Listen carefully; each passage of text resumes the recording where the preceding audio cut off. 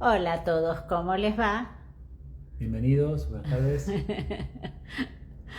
Vamos a esperar unos minutitos, unos segunditos en realidad, que está avisando a quienes se sumen. Hola, ¿cómo estás? Muchas gracias por sumarte. Gracias. En este viernes, como todos los viernes a las 16:30 horas, por el Instagram de Rayuelas Lacanianas, hoy sin Alejandra Quevedo, que está de vacaciones, pero hoy vamos a trabajar junto con Hernán Agostino. Algunos de ustedes lo conocen. Le pedí que viniera a acompañarme porque hoy vamos a trabajar algunas cosas interesantes y que tienen alguna unión con lo que veníamos trabajando con Ale, de esto del derecho, ¿no?, a tomarse vacaciones. Muchas gracias a todos los que se fueron sumando. Fernando, gracias.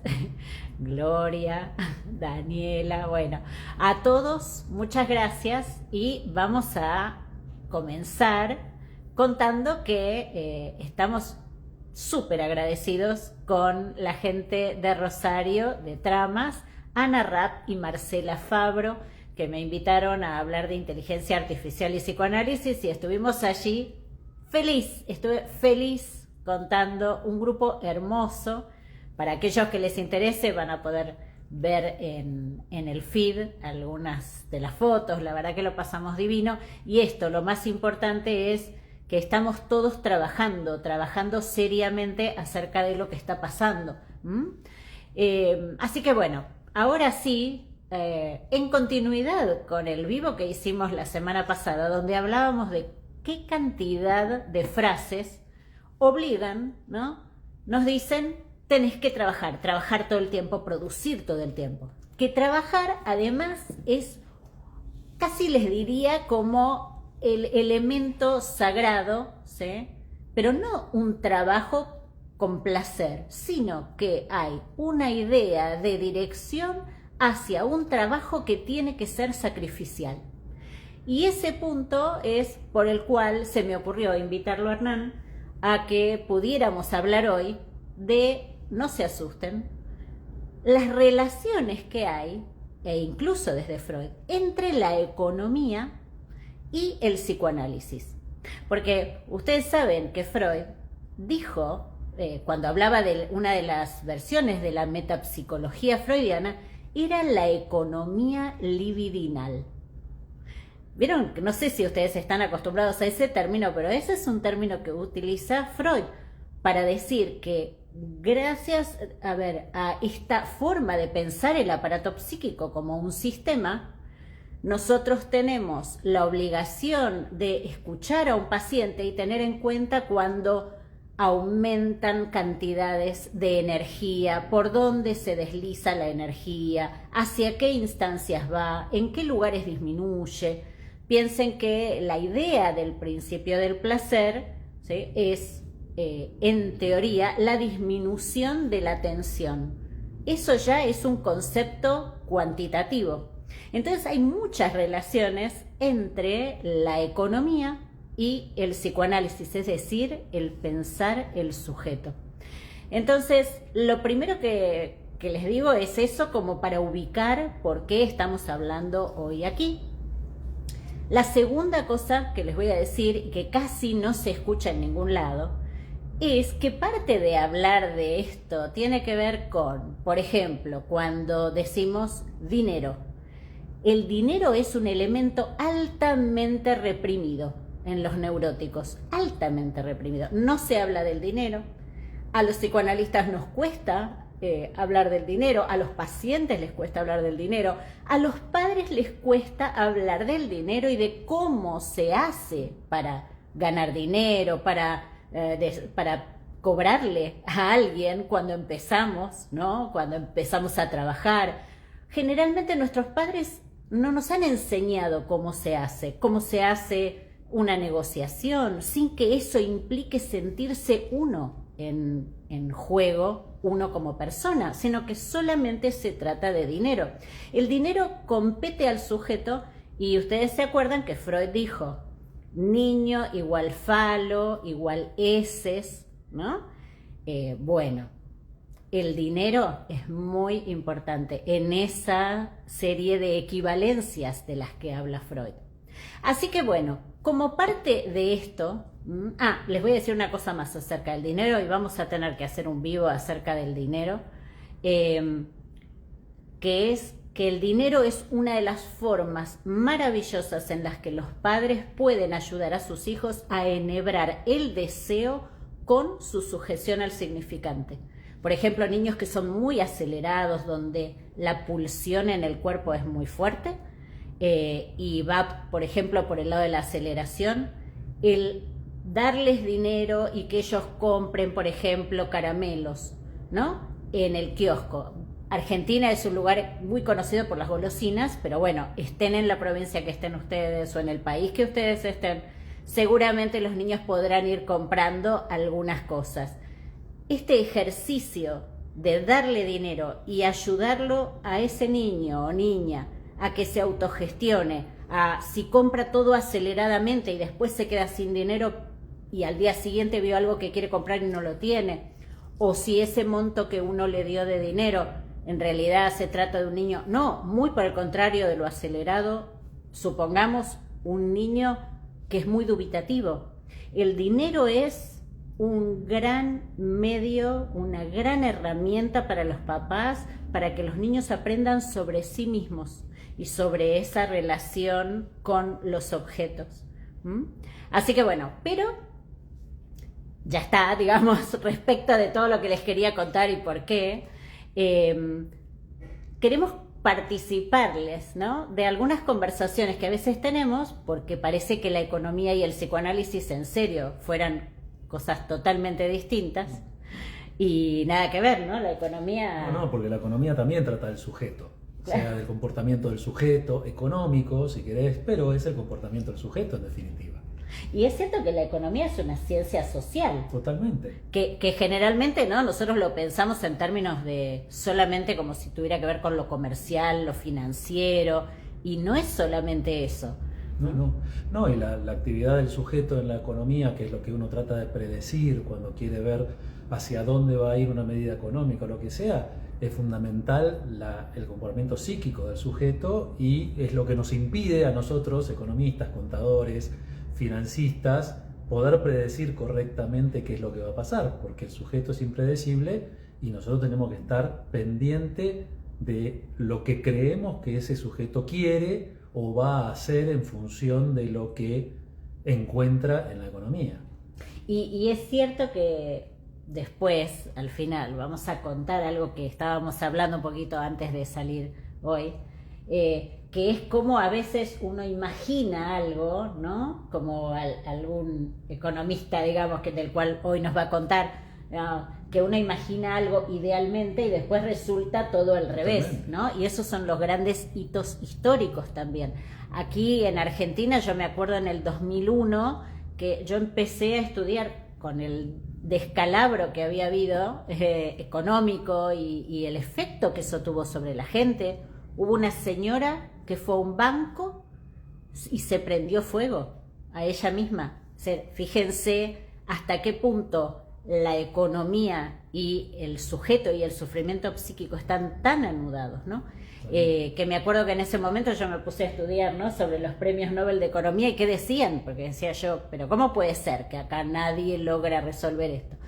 Pero bueno, la primera pregunta que le voy a hacer a Hernán es que si nosotros en psicoanálisis decimos que en realidad el objeto no vale por sí mismo, no es que tiene un valor absoluto, sino que muy por el contrario, el objeto se toma valor según, por ejemplo, en el caso del psicoanálisis, según aquello de lo cual el sujeto lo inviste libidinalmente, ¿no? Entonces, bueno, o alguien se enamora de alguien y uno dice, pero ¿qué será lo que los une? Porque capaz que son muy diferentes. Entonces, un día hablando de esto, Hernán me decía, bueno, en la economía es lo mismo. Sí, porque ahí tenemos que hablar un poquito de lo que es el valor para la persona de determinado bien o persona misma, ¿no? Si uno está enamorado, tiene un gran valor para esa persona, su pareja, Y entonces charlábamos con Violena a veces de, bueno, la definición de qué es el valor de una cosa, cómo se define el valor de una cosa. Y en economía tenés dos corrientes prácticamente opuestas, una que es el valor objetivo de la cosa, que se define por la cantidad de trabajo que tiene adentro y digamos que es el sustrato de un valor real de la cosa que se está vendiendo. Y por otro lado tenemos una teoría totalmente opuesta que tiene que ver con la apreciación subjetiva de la cosa y con lo que se llama los rendimientos decrecientes cuando uno consume determinados bienes. ¿Qué Entonces, es eso? a medida que uno consume más de un bien que le gusta mucho, empieza a perder interés sobre ese bien porque la satisfacción que le genera cada vez es menor. Entonces fíjense ustedes, estamos hablando de conceptos psicológicos, de satisfacción que le genera determinadas cosas, pero eso en economía se estudia, porque el valor de una cosa no es constante. O sea, como yo le decía a Violén, a mí me encantan las cerezas.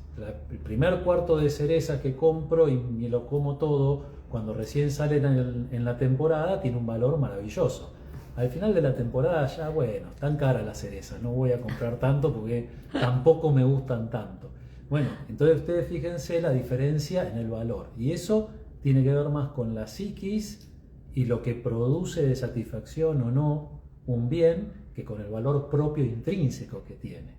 Entonces ahí hay algunos que empiezan a hablar del valor de uso y el valor de mercado y el valor psicológico, o sea, se empieza a abrir el concepto de valor desde diferentes puntos de vista. Y ahí está bueno que le preguntemos, ¿no? ¿Qué es el valor de uso? Porque vieron que Lacan habla, cuando trabaja la obra de Marx, habla del valor de uso, del valor de cambio. ¿Qué sería el valor de uso y el valor de cambio en economía? En principio, el valor de uso sería el valor intrínseco que tiene la cosa. Para los clásicos, para los marxistas, es la cantidad de trabajo que tiene la cosa. Es el valor de usar ese bien.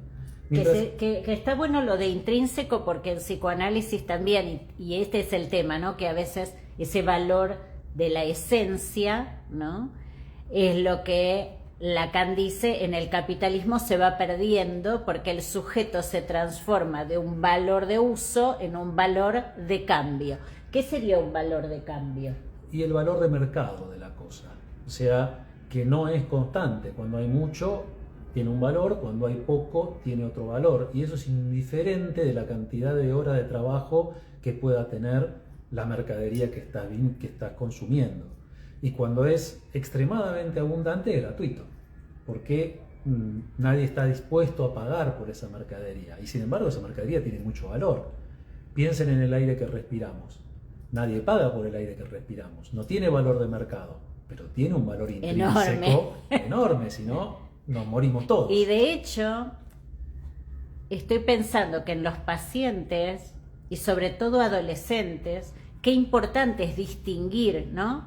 Casi en términos, bueno, esto, ¿no? Económicos, marxistas, podríamos decir, que a veces, ¿no? Las personas cuando entran, se sienten que entran en un mercado donde otras chicas son más lindas, o otros varones son más lindos, o otros LGBT, ¿no?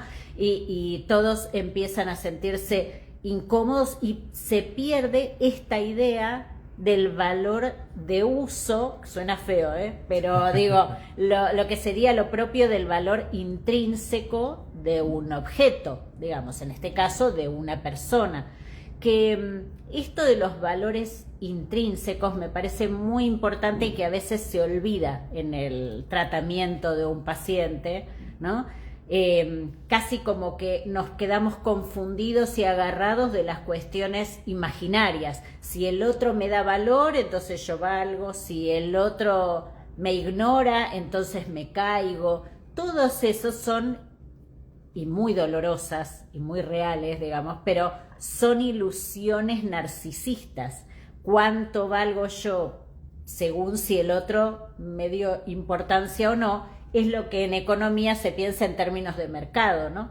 Qué increíble. Bueno, pero ese es un nivel que está bueno que lo distingamos, ¿sí? Y como esto cuando Lacan dice, ojo que el sujeto no quede degradado, ¿no?, de su valor de uso en términos marxistas a su valor de cambio, es decir, su valor dentro del mercado en el que está, porque además si cambia de mercado, podríamos decir, tal vez es muy valioso, ¿no?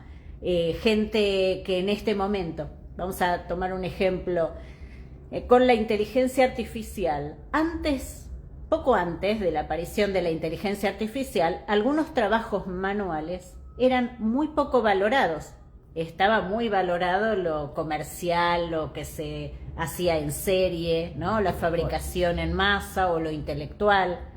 A partir de la aparición de la inteligencia artificial, esas figuras, ¿no?, esas personas con capacidades manuales cada vez más van a tener un valor que era un valor de uso, es decir, intrínseco de ellos, pero que ahora, en términos del mercado, cada vez van a ser más útiles, ¿no? Entonces, qué importante es distinguir y cuidado, ¿no?, que nosotros lo tengamos claro para que el sujeto no se vaya por una pendiente, ¿no?, sino señalar ese punto en el cual cree esa ilusión de que su valor depende de lo que le dice el otro. Pero hay una forma más que me parecía como muy clara en cuanto a lo que es esto de los valores y que el objeto no tiene un valor absoluto, que es el modo en que ustedes tienen que, no sé, escribir en un balance o, no sé, digamos, ¿no?, el valor de un objeto, sobre todo en estos países. Aquí nosotros estamos hablando desde Argentina, y Argentina, para aquellos que viven acá o aquellos que han visitado o aquellos que quieran venir a visitar, en una época, y ahora también, digamos, ¿no?, importa mucho el valor no solo de la moneda argentina, sino de monedas extranjeras. Entonces es a veces un lío vivir aquí y organizarse. Sí, desde el punto de vista también legislativo, tributario, la definición de lo que vale algo o de la ganancia que uno tiene llega a transformarse en algo ridículo, porque yo le contaba a Violén que en el impuesto a las ganancias, no tiene nada que ver con psicología, pero no importa. Si lo explicamos despacito va, ¿no? Si ustedes compraron un inmueble en la década del 90, cuando un peso era $1, y lo pagaron $100.000, $100.000 pesos, y hoy lo venden en $80.000, ¿ustedes qué piensan? Perdí $20.000. Claro, uno pensaría eso, ¿no? Eso es lo lógico. Claro. La ley de impuesto a las ganancias dice, no, pará, $80.000 a 1.000 pesos cada dólar son 80 millones de pesos. Y a vos te costó 100.000, o sea que ganaste 79.900.000, pagame el 35% de esa ganancia. O sea que no solamente desde el punto de vista netamente económico el valor es relativo, sino que cuando lo transferimos a lo que es la realidad, la ¿no?, cotidianeidad, se producen ciertas situaciones insólitas que generan también un comportamiento reactivo de la otra parte, que dice, no, estamos todos locos, yo no gané eso, perdí plata. De esta idea de que el sujeto a veces cuando está en el medio de una sociedad se siente tan poco entendido porque los estados, ¿no?, los gobiernos, el Estado, pero los gobiernos a veces tienen políticas económicas como esto, ¿no?, que de repente uno dice, pero no, yo perdí muchísimo dinero, y en realidad nos dicen, no, ganaste muchísimo dinero, y uno dice, ¿dónde está el valor? ¿Qué es? ¿Gané? ¿Perdí? ¿Gané para el otro? ¿Perdí para mí? ¿O gané para mí? ¿Perdí para el otro? Esto es exactamente lo que decimos, no hay valor absoluto, todo depende desde el lugar respecto del cual se mida, ¿no? De hecho, muchas veces lo hemos hablado también cuando hay una, ¿cómo dicen? Estoy pensando, cuando se hace una medida de una muestra y se dice, esta es la medida, no sé, hubo tanta aumento de la tasa de consultas hospitalarias por, supongamos, no sé, alcoholismo, entre tal fecha y tal fecha, ¿no? Y en realidad, digamos, uno tiene que ver bien si eso que se está tomando coincide a lo largo del tiempo o si en realidad se utiliza políticamente para determinada cosa, ¿no? ¿Cómo se hace la medida? ¿Cómo mide el otro? Esa sería como una de las cuestiones importantes, ¿no? Sí, sí. Sí, porque ese tipo de porcentajes o mediciones depende de qué periodo base tomás. O sea, si vos tomás un periodo base que estaba muy bajo, y sí, el salto porcentual es muy grande. No te conviene, entonces tomás un periodo base donde estaba más arriba y el salto porcentual es mucho menor. Con lo cual hay que estar muy atento a la medición de esos valores y esos porcentajes porque influye mucho la intencionalidad con lo que se lo hace. En este sentido, este es uno de los elementos importantes, ¿no? ¿Qué dice el sujeto? ¿Desde cuándo se mide a sí mismo? ¿Desde cuándo dice, me pasa esto? Bueno, hay que ver, ¿no? ¿Desde qué periodo? ¿Qué había pasado antes? ¿Qué modo de leerse a sí mismo? ¿Desde dónde? ¿Desde las palabras de quién? A veces hay pacientes que desencadenan una angustia espantosa y tal vez hace poquito ha ocurrido algo que habían omitido en su análisis y tiene que ver con la mirada de ese otro que les dijo algo terrible y que dijo, bueno, esto me pasó desde que tuve tal encuentro. Por ejemplo, la medición, ¿no? La medición, la economía psíquica, el lugar desde el cual se aumenta la tensión en el aparato psíquico, ¿sí?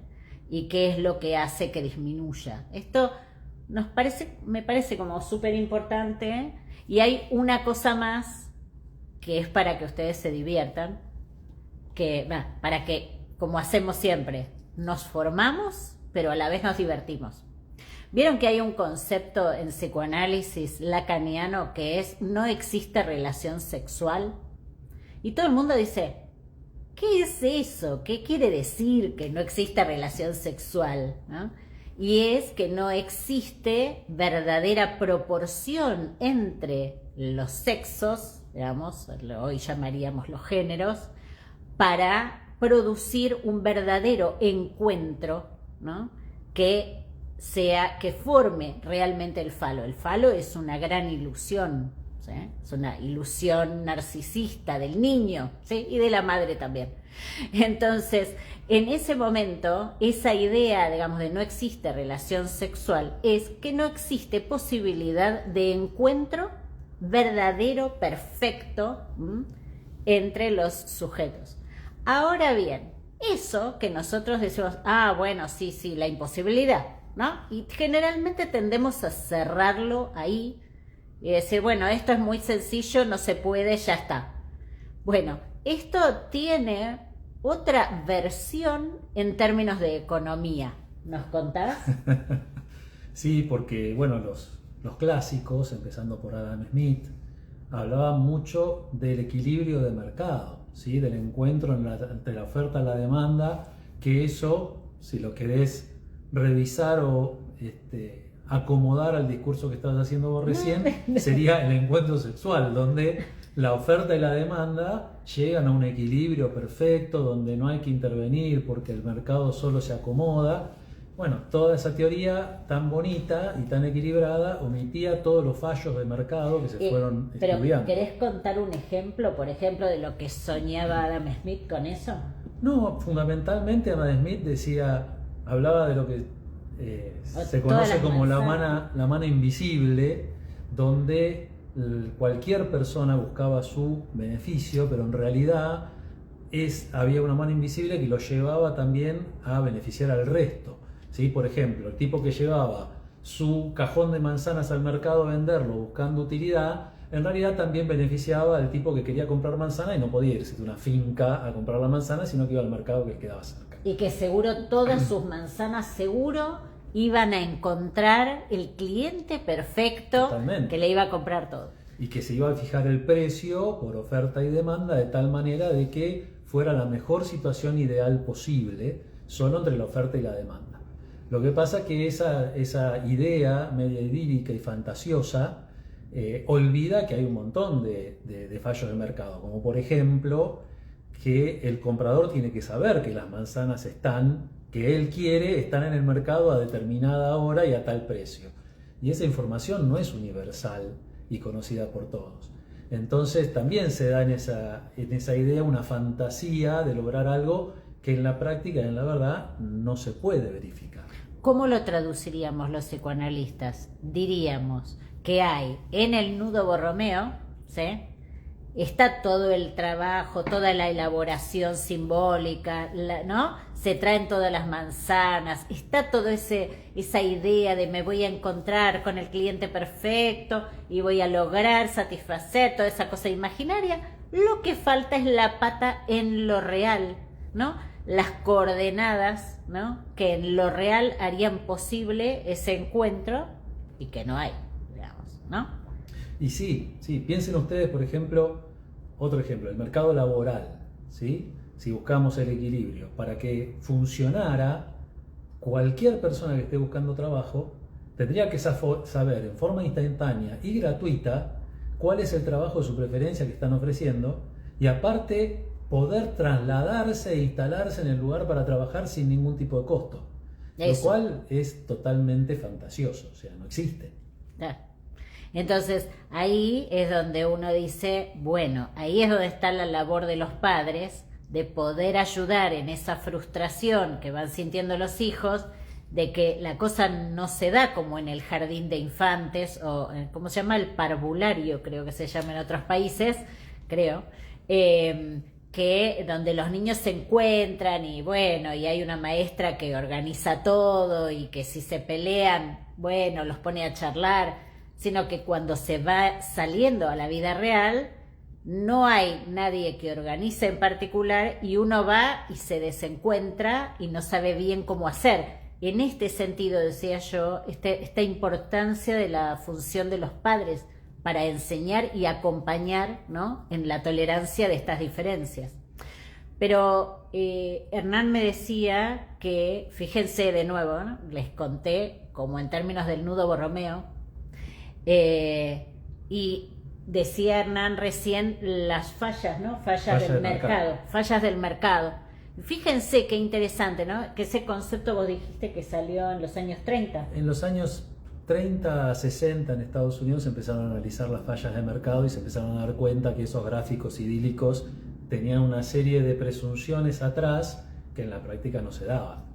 Y este es la misma época de el auge del estructuralismo en Europa, las elaboraciones del estructuralismo y la idea de que así como la economía es un sistema, el aparato psíquico es un sistema, el nudo Borromeo de alguna manera, si bien tiene mucho más movimiento y hay otras cosas, pero también es una estructura en movimiento. Y también fíjense qué casualidad que Lacan llama las fallas de anudamiento, ¿no? Cuando de repente un registro, supongamos el real, como estábamos hablando recién, no engancha exactamente con los otros dos, produciendo una falla. Y eso se ve a nivel subjetivo. Y lo decía Hernán en términos de que ellos también lo llaman así, ¿no? Mira, acá está Inés diciendo, qué genial este vivo, todo conocimiento humano, que tienen origen en la mente humana, tienen su correlato analítico, todo bañado de lo psicológico. Sí, tal cual, Inés, tal cual. Este punto, digamos, donde desde distintas disciplinas y cada uno de nosotros con su lenguaje, lo que vemos es que vamos apuntando a las mismas cosas, solo que el modo de inserción, de intervención que cada uno tiene, obviamente, bueno, Hernán lo tiene en relación a cómo se evalúan, ¿no? Por ejemplo. Los objetivos son diferentes. Claro. O sea, lo que uno está buscando o está tratando de armar es totalmente diferente a lo que puede un analista estar buscando o tratando de armar cuando atiende un paciente. Y flor de líos tienen los pacientes y vienen análisis cuando sus contadores, ¿no? O la gente que los rodea cuando han tenido problemas económicos, todo lo que sucede, ¿no? Totalmente. Esos puntos, ¿no? Y una última cosa como para contarles, es que varias veces hemos hablado entre nosotros, así como hablábamos de esto de los años 30, han sido conversaciones previas, acerca del rol del Estado, ¿no?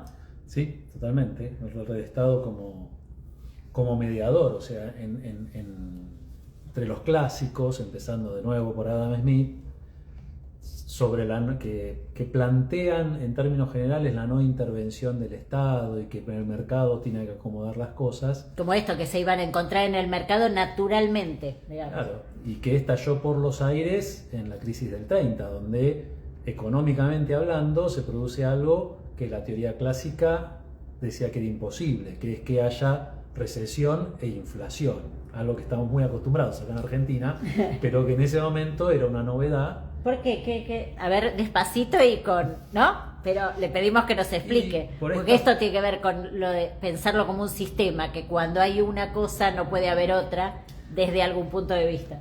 Sí, porque esta fantasía del encuentro de la oferta y la demanda, o sea, si hay recesión... ¿Qué es recesión? Recesión es no puedo vender, ¿sí? Me sobra la mercadería, etcétera. La teoría clásica decía, bueno, van a bajar los precios hasta que se acomode y la gente pueda comprar y el precio haga que se encuentre la oferta y la demanda. Bueno, en la crisis del 30 había recesión, o sea, había excedente de mercadería, todo, y los precios aumentaban. Claro. O sea, que se da de patadas con la teoría clásica que decía, no, los precios tienen que bajar para que se encuentre la curva de oferta y demanda. Bueno, eso hizo estallar esa idea y empezaron a salir corrientes diferentes, entre ellas John Maynard Keynes, que es el gran opositor, digamos, es el que promueve la intervención estatal, porque se da cuenta del poder que tiene el gasto público, digamos, para sostener la economía y para sostener a la gente que se quedó sin empleo y demás. ¿Qué es el gasto público? El gasto público es toda la plata que gasta un Estado, cualquiera, un país, a cualquier nivel, nacional, provincial, municipal.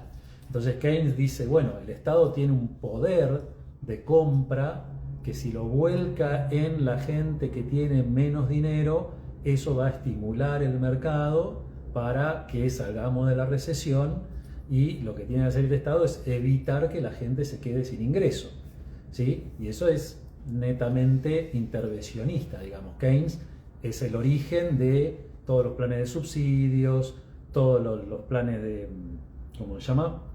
Sí, las ayudas. Las ayudas estatales.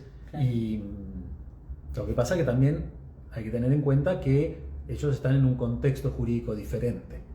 O sea, Keynes decía, bueno, en el largo plazo estamos todos muertos, contraten a la gente, no importa para hacer qué, total, cuando haya empleo privado los echamos, hablando del Estado. Y acá en Argentina no se puede hacer.